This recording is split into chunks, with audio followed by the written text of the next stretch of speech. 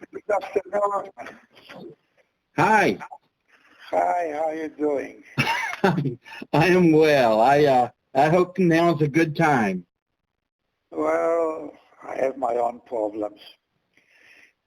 Well, how's Florida? Is it nice and warm down there? Today is a cool day. Okay. Supposed to be a high of 74. Yeah, that works though. That's a nice day. I lived in San Francisco and that was like year round. I lived there for about 20 years and I love the weather there. So where do you live now? So I am in Indianapolis right now. I grew up in Alabama, and then I lived in Florida I used to work for Disney Studios in Orlando at the MGM Studios. Yeah. So I worked there for about 5 years and spent a lot of time. I have a lot of family down in Orlando and then what was it called? Inglewood area, where the Clown College is, Sarasota, that area. Okay. Yeah. I'm not familiar with that area. So now you live in Louisville? No, Indianapolis.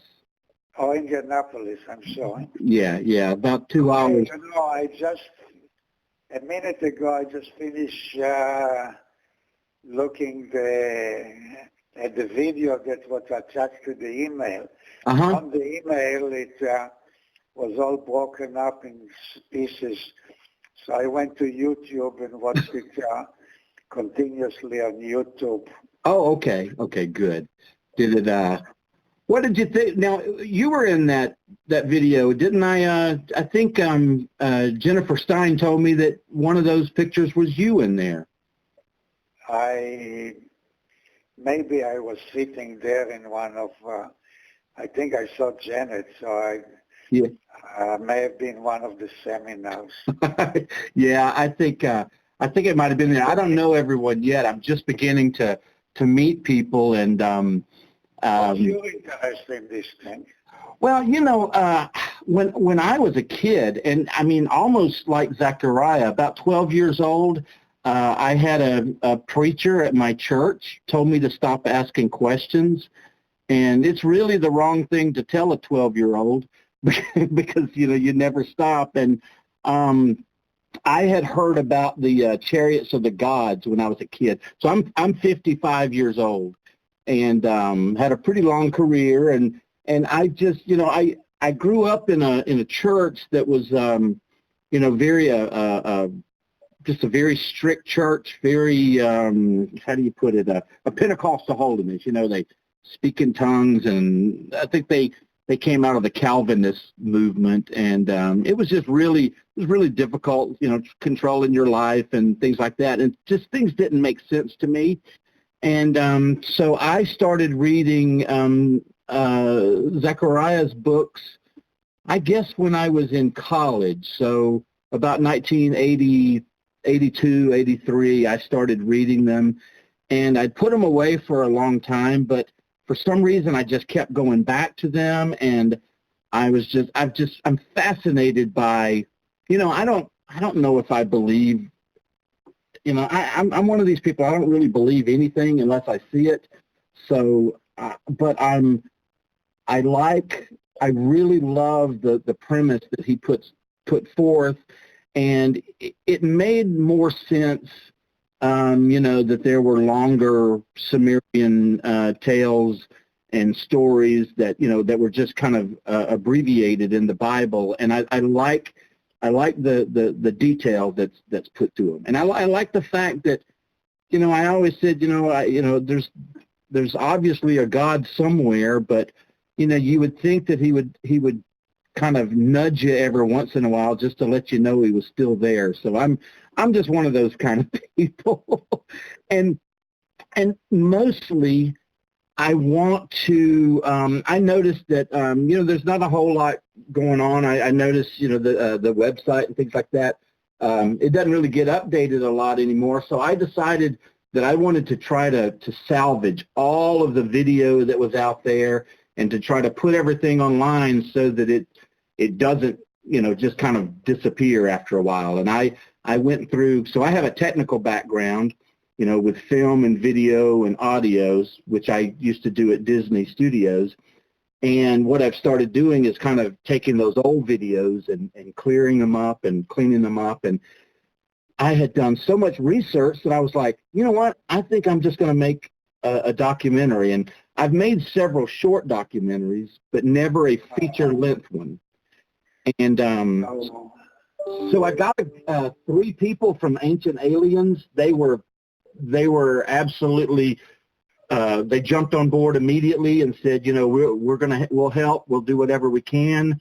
And, it will help to, it'll help to turn these younger generations onto Sitchin's works. And that's kind of my whole spiel. I see. What would you do with this movie? So this movie will go on Amazon, and it'll just be there from now on, where people can go and, like Amazon Prime, you can watch whatever. And I just want to put it there. What's that? I'm sorry. Okay. Who will own this? So I have what I did was I created I tried to talk to, I guess he's your nephew, Salo Eisenberg, and he was really paranoid and was afraid to talk to me, and I don't know, he actually scared me. But why is that? He just said, I don't want to be tied to Sitchin. I don't want anyone to know that I'm related to Sitchin, and I own a business, and if word gets out, blah blah blah, I'm coming back to you. And it was just like, come on, man, I'm your grandpa. So anyway, it just kind of aggravated me that. So I set up a nonprofit. And I called it the Sitchin Organization, just so it was the mission statement is for the preservation and perpetuation of Zecharia Sitchin's works. And again, it's just an archive that I wanted to be able to put stuff there. And then, eventually if the foundation wants it or whatever, I just turn it over. So I'm not anybody out to make money. Now I'm trying to raise funds because I'm already about 10,000 into this, and my wife's about to strangle me. So I see. So that's kind of what will be on Amazon for people what they could purchase the video or just rent it. They would either be able to stream it, or Jennifer suggested that we also put the DVDs on there, where people can put it in their collection. But I don't know. I think DVDs are kind of going out of style, like, even CDs and, well, even LPs are coming back now. So I don't really know. Most people just do streaming. And, if you put it on YouTube and you just put it up there for free, everybody starts stealing it. And then they, if I don't have the right licenses, then it'll end up getting yanked off, because what I have to do is when I purchase, like I'm trying to purchase a lot of this 1925 through 1930 video from Palestine, and it's about $600 a minute for me to buy this stuff, and if I got it and put it out there for free, then somebody else is just going to take it, and I'm going to end up getting kind of dinged for it, because you buy that footage and they say, what are you going to do with it? And you say, well, I'm going to put it on a DVD, and they'll say, how many copies are there going to be? And of course, we don't know that, but you can get one for Amazon where it just streams, and it seemed to be the most economical way of doing it. I just, Okay. So what? How will you protect it? Is there some kind of a copyright to it to protect it from other people using it? Yeah. So what you do is, so since 1976, there's been a a law called fair use, where you can use little pieces of like if I find a news broadcast, you probably saw some of those that were in the video, like Fox News and some of those. You can use little snippets of that, and anybody can use those. But what you would do is once it is an entity into itself, it's all been edited and been released, then you would get that, you would get it copyrighted. And, if it boils down to this: if somebody were to steal it, would I have the money to go after them with an attorney? So that's kind of where it is. Amazon doesn't allow people to copy their stuff. So if it's streaming, you can just watch it on your television or on your computer, but you can't save it and, do other things with it. So does Amazon charge us for putting it on? No, but what they do is they basically take about 70%. So let's just say it costs $2.99 to view it, for the streaming. They would keep about 70% of that, I think. So there's not really any money to be made, I don't think. Of course, if a trillion people watched it, that's another story. So Amazon if they don't charge for putting it on, on what basis do they accept it? By getting a percentage of the rent, and who gets the balance? That would go into, like I said, whoever. Right now, once it's put up there, I have an account that it would actually go to me or to the nonprofit. So that's just the only. I don't know who else to. Oh, so what's the name of the nonprofit? I called it the Sitchin organization. I see. Okay. Yeah. And is that a nonprofit organization? Yeah, it's a 501c3. It's actually pending right now. My attorney, he submitted it about 3 weeks ago, and they said it may take 6 to 9 weeks to get it back. So it's actually still pending. I see. Does the Sitchin Foundation get anything?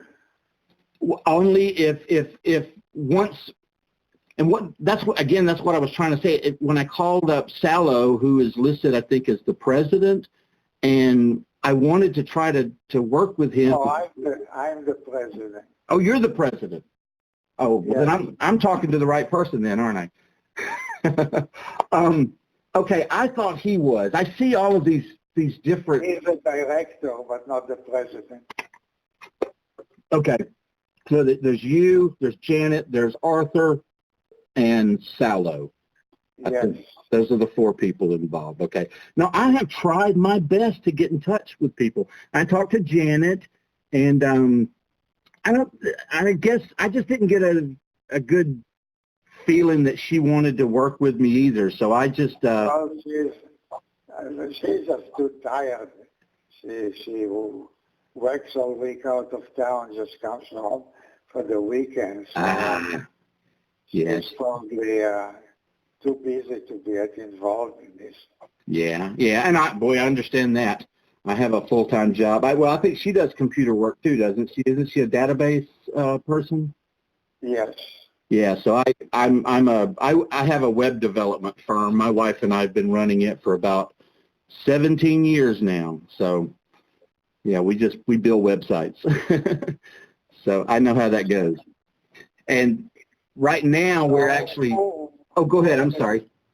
So who are the director of this charitable organization? So right now, the only person is me. So I'm just kind of a one-man show right now. How is Jennifer connected to this? Who? Jennifer Stein. So Jennifer, she wrote me at the very beginning when she found out about it and told me about the little documentary she had done on Travis Walton. And she's just been helping me, you know, giving me contacts with people. And there's a, you know, they have a whole group of everyone who used to go to the seminars. So I've been talking to them here and there, like, you know, MJ Evans, I think, was one, and Jim Grappick, I think I've met him, and quite a few of them that I've just, you know, have been talking to over the past few months and asking questions. And see, here's the thing that I'm wanting to do is I want to tell the story. I want to tell the story of Mr. Sitchin. We don't know a lot about him, or at least I don't. And most of the people who follow his works, like there's an amazing amount of people in Italy who are working with us, and we're going to do an Italian version as well. And I'll tell you about that all later because it's a really, really big thing. My wife's actually training a woman right now in Italy to use our project management system so that, you know, we can right now we're getting translations done of we didn't get a lot of contributions on our crowdfunding thing, so the people in Italy said, well, maybe we can help out. So they're trying to get it translated so that people can understand what's, you know, being said there.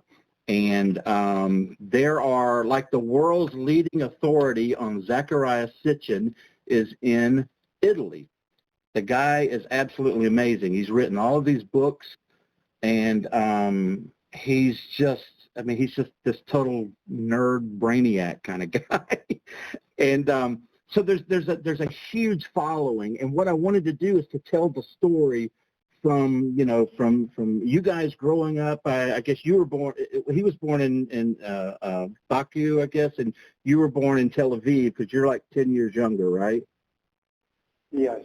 Okay, and so Tel Aviv, and then, you know, I guess you got. And this is things I need you. I wish you would fill me in on, but oh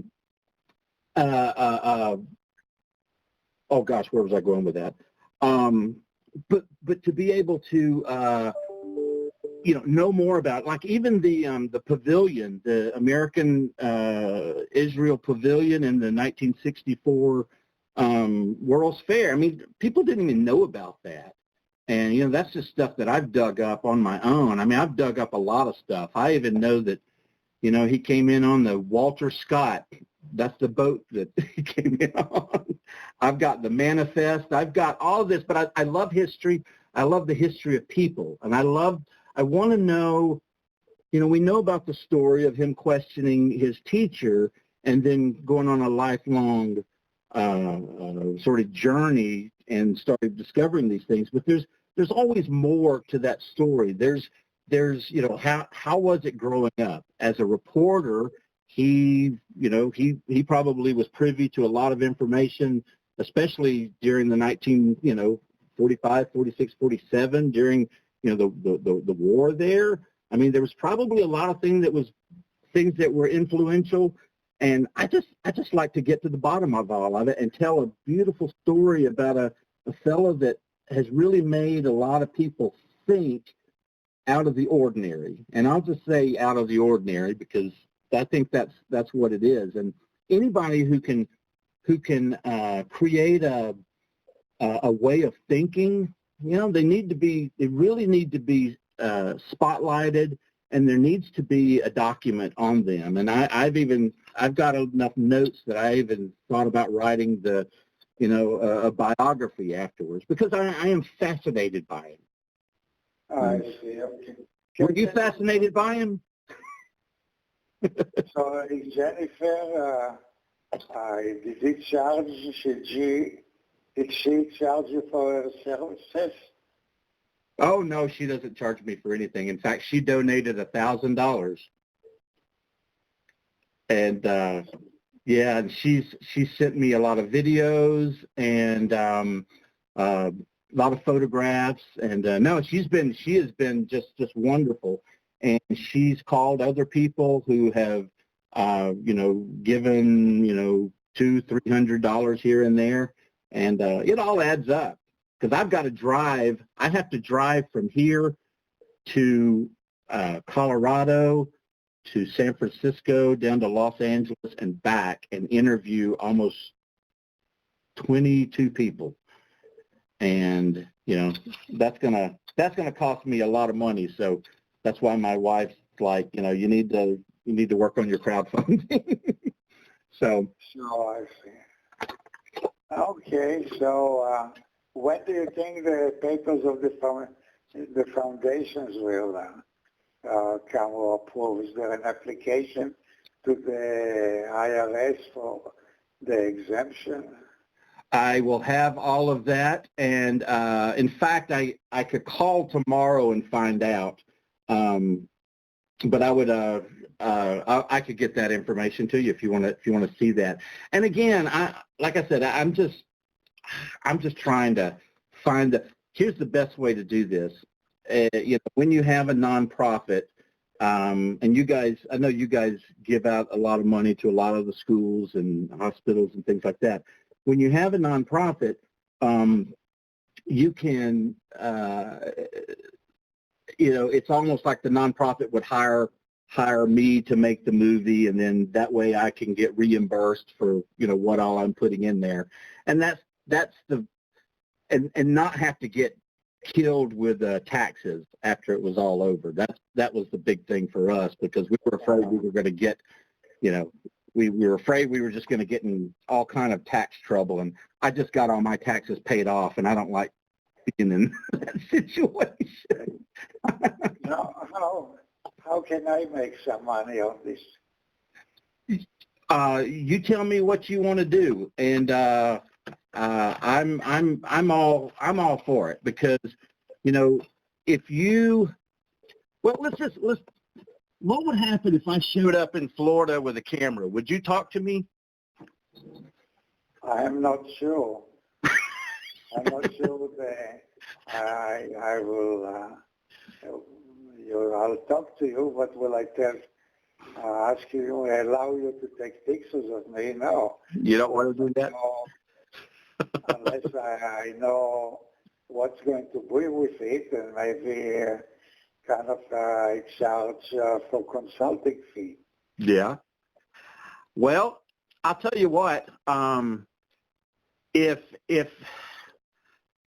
let me see. If you were, sorry, my voice is cracking. It sounds like I'm going through puberty, doesn't it? If I could get you on my team as far as consulting and to let other people know that you see, and I offered this to Janet. I told Janet, I said I would let you guys tell me this is the documentary we want to release. If there's something in there you didn't want in there, I'd take it out. I would do everything to paint a truthful portrait of your brother.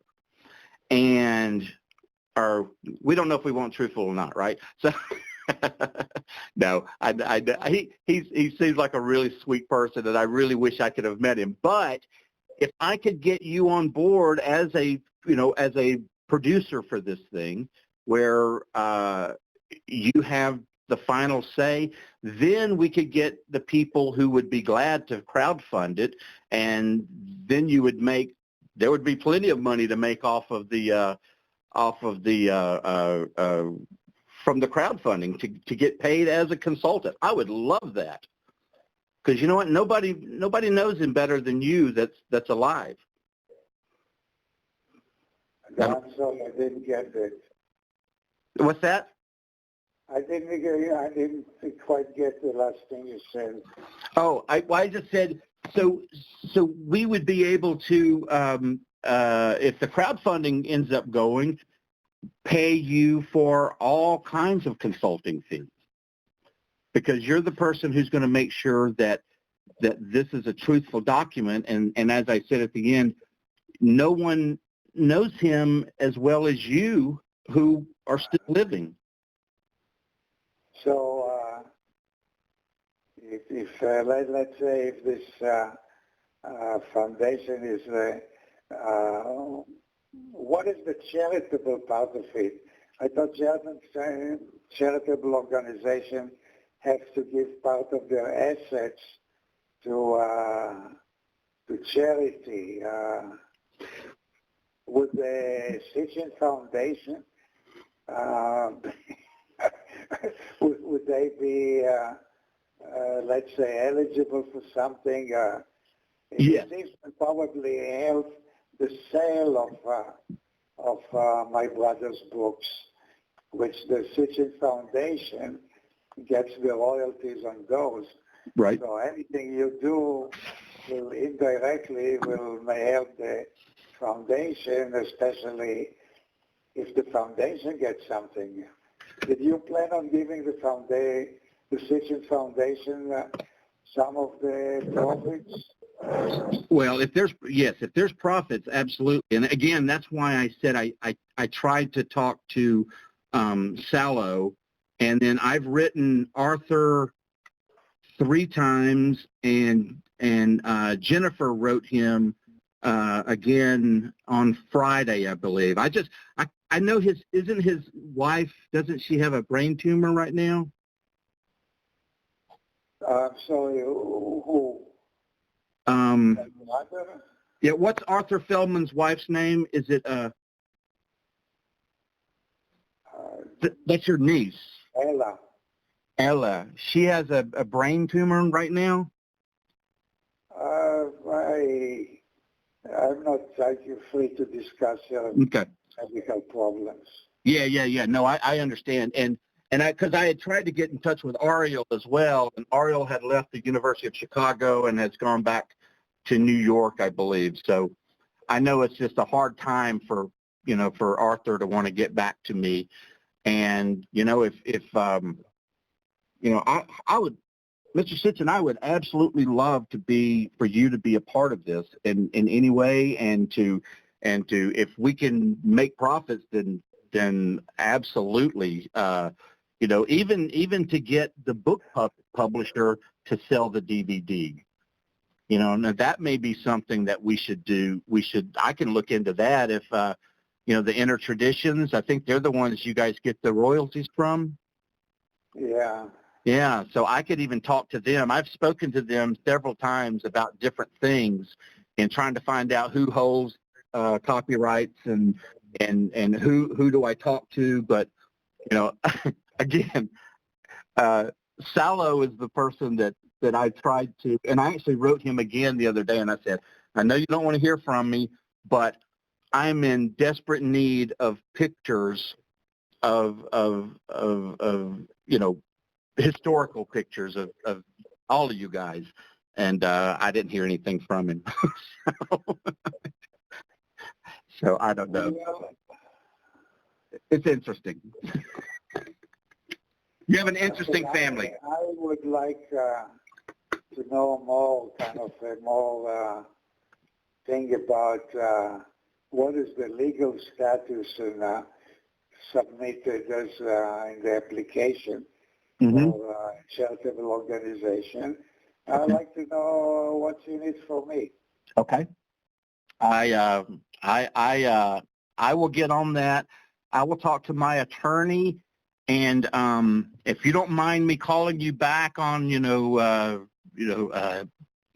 tomorrow afternoon or Tuesday, I'll have some information for you, and I can let you know exactly what he filled out, because I saw it, and I think my wife has the document, so I'll go. I don't understand all that legal mumbo jumbo. So. Well, tomorrow and Tuesday I will be very busy doing other things. So okay. Can you call me on Wednesday? Yes, sir.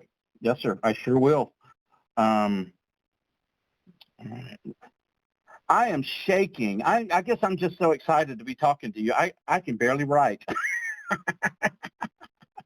Okay, right. Don't write. Just make an X on the Wednesday calendar.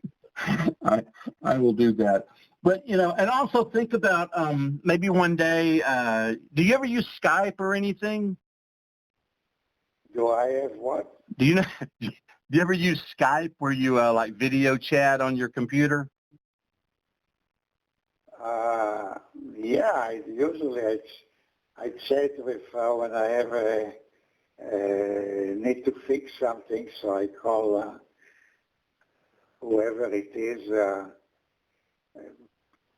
some service provider to tell me how Okay. to fix something here.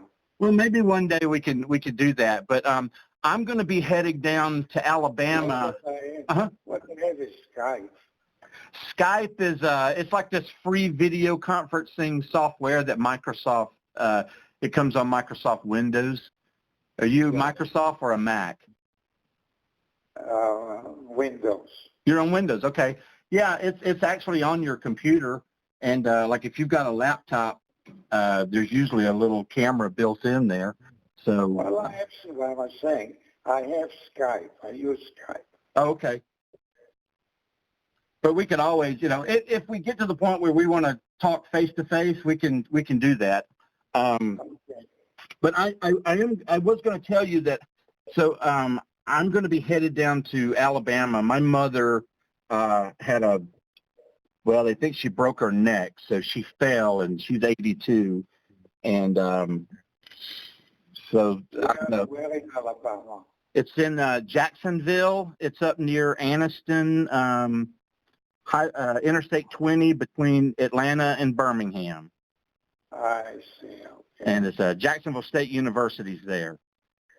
And so she's there, and I'm thinking about driving down, and I was like, well, if you wanna meet up, it wouldn't take 9 hours. I could drive down and see you, but we'll talk about that later. Hopefully she'll get better, but I don't mind doing that at all. I'm just, this is it's my passion project. I'm obsessed with it. I've been working on it for 6 months, and my wife hasn't strangled me yet, but as long as I get my other work done, she's okay. So, okay.